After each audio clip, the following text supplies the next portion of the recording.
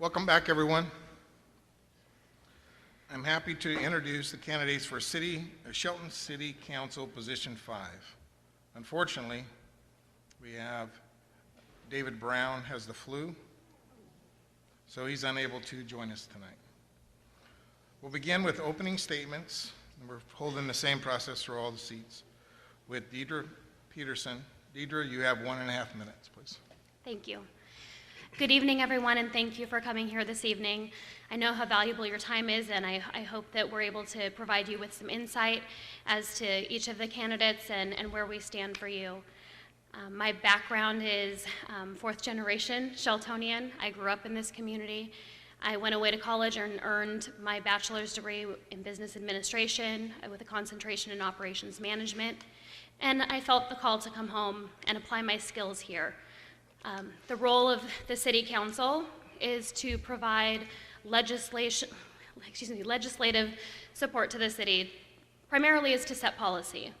And so what that means is that we need to have a City Council that understands that their role is to set the vision and to be a support system for the city residents, to ask the questions, to do the homework, and to make sure that we support a city staff and a community to do what needs to be done to move our community forward. I'm hopeful that I will be one of the folks that you're entrusting with that duty, and should you have any questions, I welcome the opportunity to speak with each of you. Thank you, Deidre. Josh Johnson. Hi, I'd like to thank everybody for coming out. I think that as a lifelong resident of Shelton and a small business owner for almost 20 years, that I'm uniquely suited for this position. I don't have a degree, but I have life experience. I have 3 kids, 2 grandkids, and above all else, I think that the council needs common sense. And far too often, I read about decisions that are made by elected officials, and I just shake my head. And for years, I've been on the sideline shaking my head. And I finally said, this is the time to do something about it. So that's why I'm running. Thank you, Josh. Marilyn Vogler. As Deidre said, one of the primary reasons we have a council is to set policy. It's the job of the city manager and the city staff to implement that policy, but the council needs to listen to the citizens, to the people who live here, to the people who work here, own businesses here, and sort through the various issues and constraints that people face to develop policy that will make the situation as workable for as many people as possible. I think one of the things I bring is extensive experience in a variety of areas in Shelton. I came here about 6.5 years ago after I retired from a position in university administration, but I had also taught. I've been a reference librarian, and so I have the skills to do the background research. When I came here, I put those skills to use volunteering. I'm currently on the County Planning Advisory Commission, the City Civil Service Commission, and I participate in the Housing Coalition. One of the things this experience brings is an appreciation that our policy needs to be set in the context of county policy and state regulation, and I think I bring the skills necessary to do that. Thank you, Marilyn. Josh, this question will go to you first. A number of our commercial buildings require improvements to meet current codes in order to be leased or rented.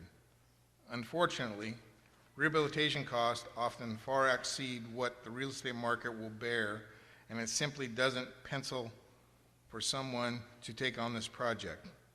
Do you believe the city has a role in redeeming this problem? Why or why not? That's a good question. As a lot of people know, there are a lot of vacant buildings downtown. I think the city does play a role. They should make it as friendly of an environment to small business to invest.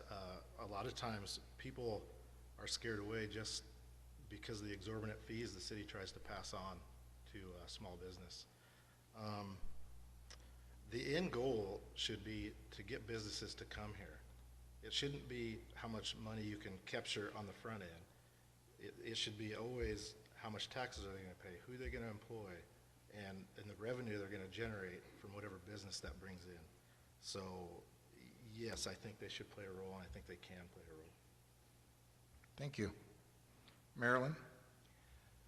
I agree that the city has a role to play. Buildings are vacant for a variety of reasons, and one of the issues downtown is the potential for pollution that makes development very difficult. The commission a couple of years ago had an opportunity to apply for an EPA grant that would have surveyed potential brownfields and then would have allowed further application for grants to help clean those up. I wish we had done that because it's tremendously expensive for someone to come into an area that's polluted and rebuild or reconstruct. I know we have a lot of buildings that are standing that are vacant. I've heard conflicting stories about builders being told one thing and then told another thing and finding themselves in a muddle of permits and fees. I would like to see us work as much as possible with the concept of restricted or temporary permits if items that don't directly impact safety are too expensive in the immediate future.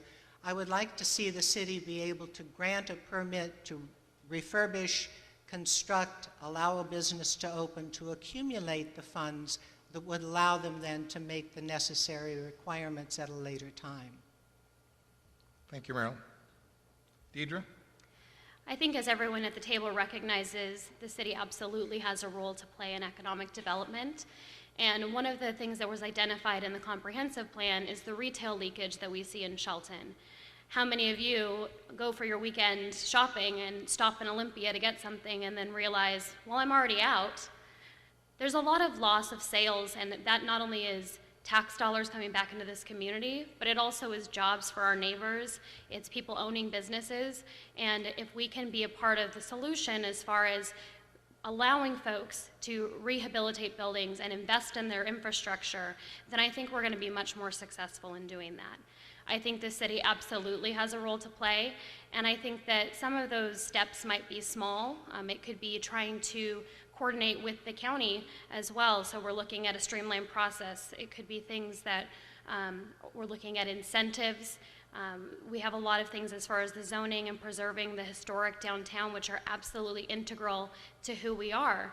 But it doesn't mean that there's not room for growth. So if we can, as a city, I think, look at things with fresh eyes and solicit ideas from the best and brightest about what that might look like, I think we have an obligation to do so. There are wonderful opportunities for us to collaborate, and I think that will be the key in moving this forward. Thank you, Deidre. Marilyn, we'll hear from you first on this next question. One of the stated advantages of a 7-member commission is that the format will allow for subcommittees to work on specific projects with staff. Assuming subcommittees are related to public safety, public works, and finance, which committee would you most likely be a part of, and what are a few of the goals which you'd like to work on?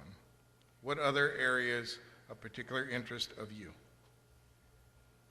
I'll work with that assumption, but I guess I would rather see subcommittees in other areas than the given ones. My choice, I think, of those would be public works. I'm tremendously interested in how we develop infrastructure, but those are built on the old commission model, those 3 divisions. I would rather see a subcommittee on roads. I would rather see a subcommittee on affordable housing. I would rather see a subcommittee on small business incentives. If we could structure subcommittees in that way, I would definitely be interested in a housing subcommittee. We need housing at all levels. We need housing for our managers and our executives. We need housing for younger people just beginning careers. We need housing for low-income people, and we need housing for people who are currently unsheltered. I think that's critical. So I've fiddled with the question a bit. I hope you don't mind. Not at all. Thank you. Deidre? Some of you may know that my husband is a civil engineer, and my father's worked for Mason County for 30 years, so perhaps the obvious answer would be Public Works. That said, I think that I would find a spot in any of those committees really an opportunity to give back to the community. I think that I have skills and qualifications that speak to each of them very differently. I do have a business degree. I ran my own small business planning events. I know how to read a budget. I know how to look at the numbers, and I think that with the $43 million in debt, that's something that we have to be absolutely thinking of with every decision. How does this affect our taxpayers? How does this affect my neighbors? But I would also say that any of those three really give an opportunity to collaborate with not only the other agencies and nonprofits, but to hear from the experts and really find out how we can start to make changes that are going to affect the day-to-day lives of our citizens. Thank you, Deidre. Josh? Can you just I'm happy to repeat the question. It makes it a lot easier when I don't have to, but I will be more than happy to do that. One of the stated advantages of a 7-member commission is that the format will allow for subcommittees to work on specific projects with staff. Assuming subcommittees are related to public safety, public works, and finance, which committee would you most like be a part of, and what are the few goals which you would like to work on?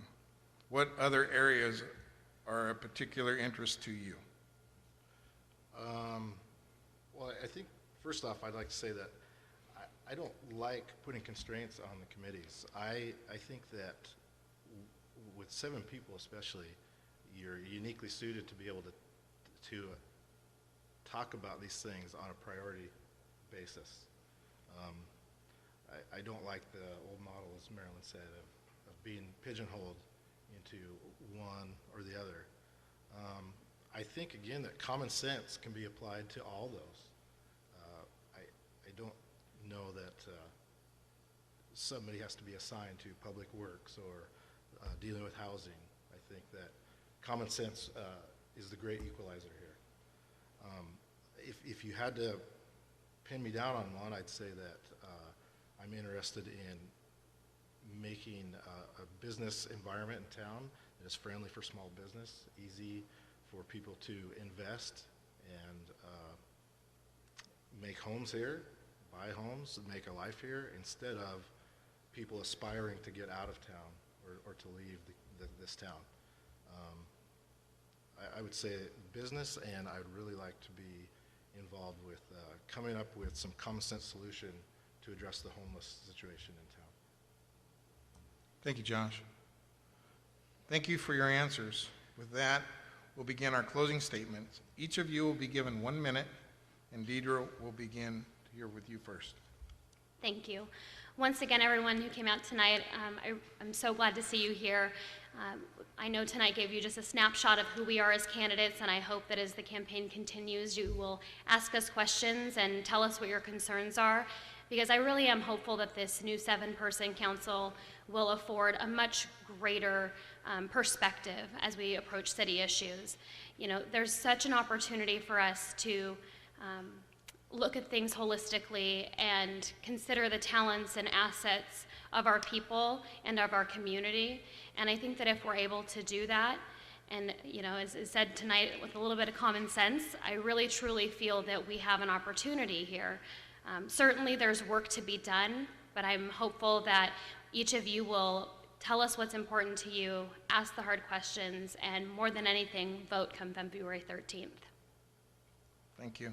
Josh? I'd like to thank everybody for coming out tonight. People keep asking me why I'm running, and it's pretty simple. It's not for the money, obviously. I feel really passionate about providing a business-friendly environment downtown, And I think that one of the steps we have to do first is to address the homeless issue.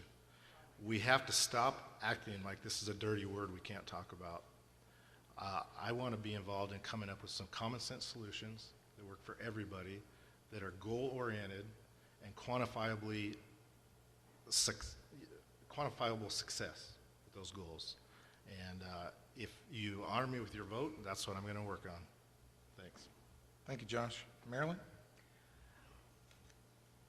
Again, thank you all for coming out. I was absolutely delighted at the enthusiasm from people who filed for these positions. One of the things that was said when we talked about shifting to a council was that, oh, you'll never be able to get people to run for those positions. And so I am thrilled that there are 15 of us. I am thrilled that you have hard decisions to make about who to vote for. My hope is that we will likewise have record voter turnouts. And so I hope you are all registered and plan to vote. I would like to ask each of you to contact 2 or 3 of your neighbors and say, are you registered to vote? Are you going to? Have you mailed in your ballot? And to help them get registered if they're not. We need to bring some stability to our city government. We have major issues, from staff turnover to potential lawsuits to problems that I hope I can help solve. Thank you, Marilyn. Thank you. We're going to take a few-minute break here to reset the stage for the candidates vying for Shelton City Council Seat 6. So once we get it clear here, Seat 6, people want to come up, that'd be great.